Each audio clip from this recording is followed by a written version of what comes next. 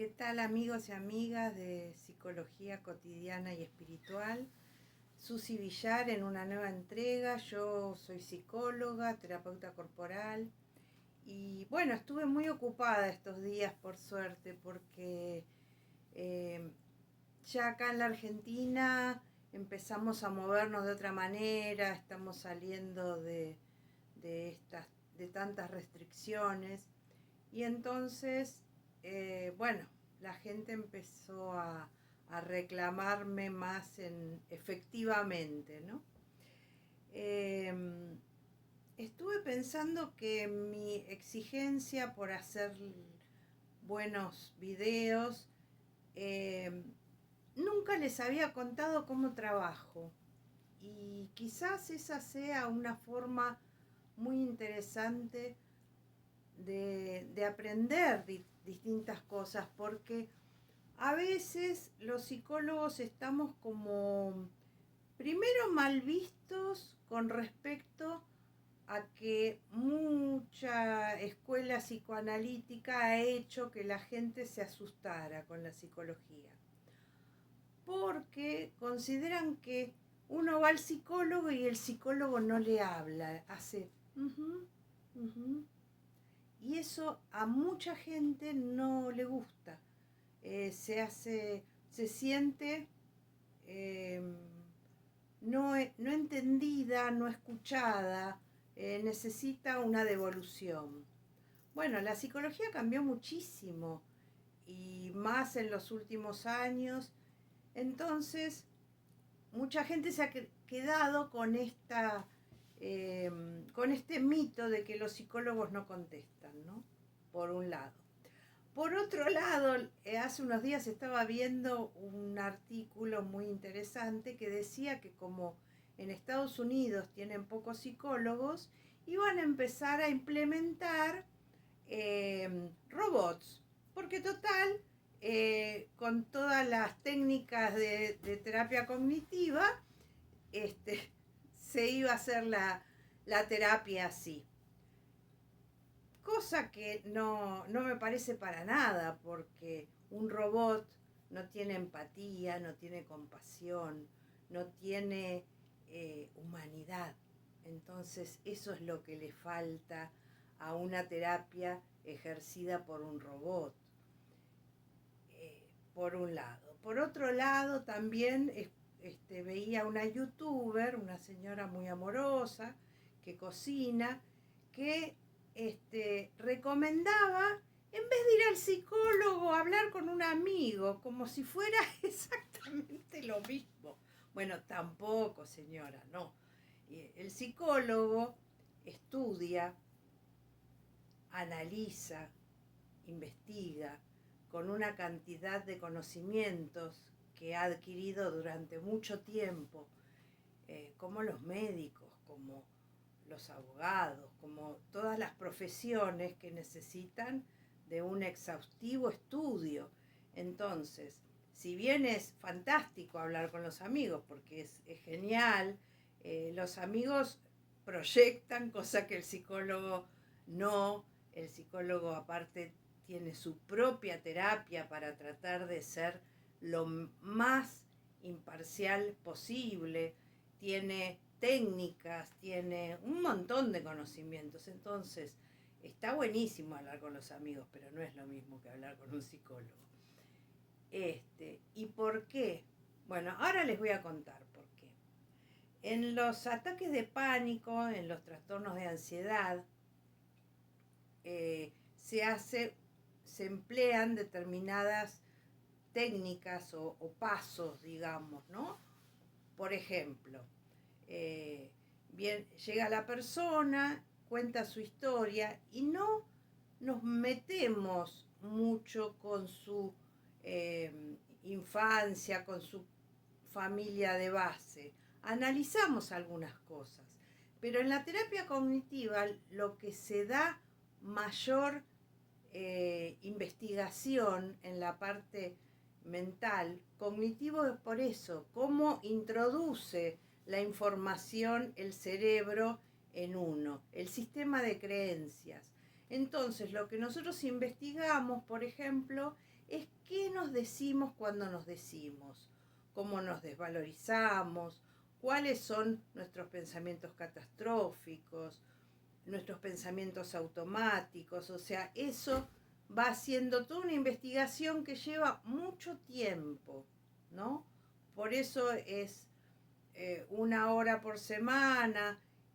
Es poco tiempo, porque hay que hacer, antes que nada, la alianza terapéutica, ese vínculo estrecho con el terapeuta, ¿no? Entonces, ese vínculo que a uno le va dando confianza la otra persona, porque el terapeuta no juzga ni aconseja.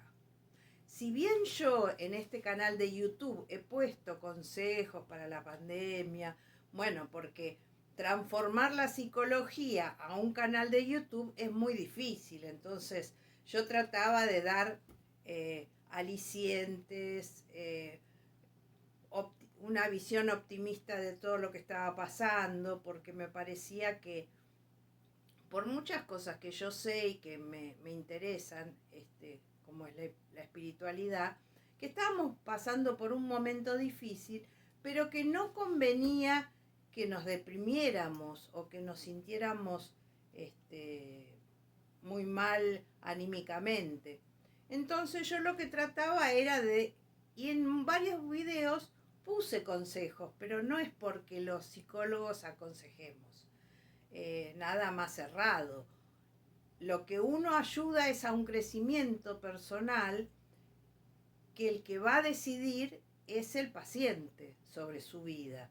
O sea, uno va como dándole algunas pautas, haciéndolo reflexionar, investigando, tratando de cambiar aquellas cosas que les hacen mal, que les generan el trastorno de ansiedad, el ataque de pánico, como se dice popularmente.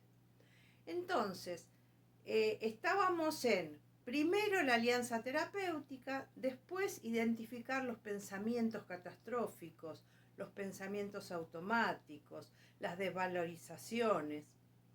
Después una parte muy, muy importante, porque está totalmente probado, es usar los sistemas de meditación, de relajación, de respiración, mantras, todo aquello. O sea, la persona tiene que ir investigando todas estas técnicas para ver cuál la hace propia, en cuál se siente mejor, porque habrá gente que es muy mística y que le guste, por ejemplo, hacer una meditación con mantras, y yo tengo pacientes que no son nada místicos, que no les gusta ni la oración, ni los mantras, le gusta por ahí más una relajación, porque lo ven de otra manera. Y también el reforzar la autoestima. Para los trastornos de ansiedad es muy importante reforzar la autoestima, y también darse cuenta de que eso que asusta tanto, porque el mayor problema con el trastorno de ansiedad es sentir que uno se va a volver loco o que le va a explotar el corazón, porque son sensaciones que producen el sistema nervioso central, el simpático y el parasimpático, cuando se descompensan. Hay un combustible que genera este trastorno, que es un gran estrés por lo general, por una situación a la cual es muy difícil asumir, por ejemplo, una situación laboral, o una situación de una crisis muy grande, o estar muy exigido porque se ha sido madre o padre. Bueno, hay razones por las cuales acumulamos mucho estrés, y este es el combustible, digo yo, muchas veces, que alimenta los trastornos de ansiedad. Entonces, hay que hacer una investigación artesanal, porque todos somos completamente distintos, y si bien el trastorno es de una manera, a todos nos viene este trastorno por muchas razones, por muchísimas razones. Y tenemos características distintas de personalidad. Entonces necesitamos ir investigando muy minuciosamente qué es lo que nos pasa, para ir desarmando, no tener miedo, saber respirar en el momento que aparece esta crisis. Y muchas veces, cuando es muy fuerte, la mayoría de las veces se medica, quizás un año y medio. Si es gente joven, se trata de sacar la medicación. Ya la medicación no es lo que era antes, que era una medicación psiquiátrica muy potente. Los efectos son diferentes. Se puede seguir haciendo la vida cotidiana de la misma manera. Y ayuda mucho la medicación para ir trabajando todos estos pasos que yo les estoy contando, que son muy efectivos para investigar por qué nos pasa lo que nos pasa. Pero yo lo que les diría es que tengan fe en los trabajadores de la salud, porque los psicólogos sabemos muy bien lo que hacemos y lo hacemos con mucho cariño. Realmente dedicarse a esta profesión donde uno escucha cosas tan terribles no es para cualquiera.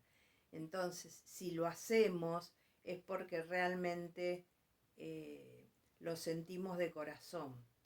Y yo les diría que en caso de necesitarlo, apelen a los psicólogos, porque los tratamientos dan realmente mucho resultado. Los tratamientos cognitivos para los trastornos de ansiedad están realmente probados como exitosos. No voy a poder hacer esas hermosas miniaturas que hacía para cada video, porque me empezaron a cobrar en dólares, y como saben, los dólares en la Argentina están carísimos, están aumentando. Entonces yo no me puedo embarcar en un gasto en dólares cuando no recibo dinero por estos hermosos videos. Es algo de corazón. Así que van a empezar a ver mi cara más asiduamente que los hermosos cartelitos a los que los tenía acostumbrados. Bueno, les pido que se suscriban, que me den me gusta, que compartan, que aprendamos juntos un poquito más en esta nueva vida que tenemos después, post pandemia. Y ahora, cuando se gire la puerta de este nuevo paradigma, vamos a empezar a vivir de otra manera. Les mando un beso grande y les agradezco su participación.